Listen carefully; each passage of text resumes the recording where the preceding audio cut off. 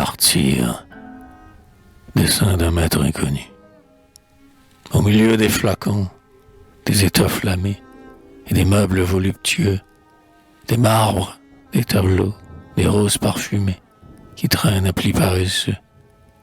Dans une chambre tiède où, comme en une serre, l'air est dangereux et fatal, où des bouquets mourants dans leur cercueil de verre exhalent leur soupir final.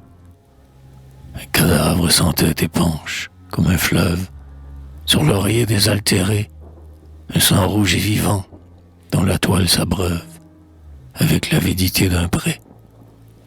Semblable aux visions pâles qu'enfante l'ombre et qui nous enchaîne les yeux, la tête avec l'amas de sa crinière sombre et de ses bijoux précieux. Sur la table de nuit, comme une renoncule, repose et vide de pensée. Un regard vague et blanc comme les crépuscules s'échappe des yeux révulsés. Sur le lit, le tronc nu sans scrupule étale, en le plus complet abandon, la secrète splendeur et la beauté fatale dont la nature lui fit don. Un bar rosâtre, orné de coins d'or, à la jambe, comme un souvenir est resté. La jarretière, ainsi qu'un œil vigilant, flambe et darde un regard diamanté.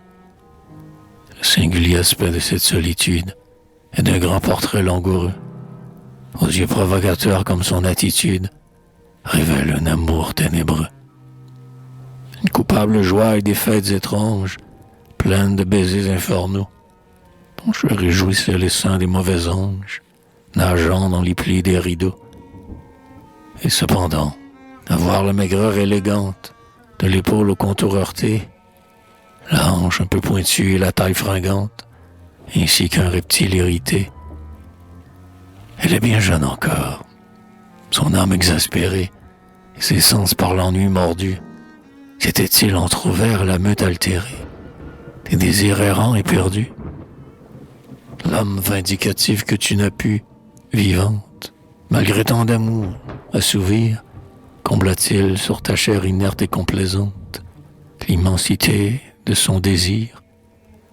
Réponds, cadavre impur, et par tes tresses roides, te soulevant d'un bras fiévreux, dis-moi, tête effrayante, a-t-il sur tes dents froides collé les suprêmes adieux?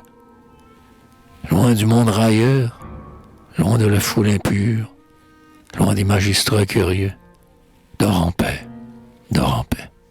étrange créature, dans ton tombeau mystérieux. Ton époux court le monde, et ta forme immortelle veille près de lui quand il dort. Autant que toi, sans doute, il te sera fidèle et constant jusqu'à la mort.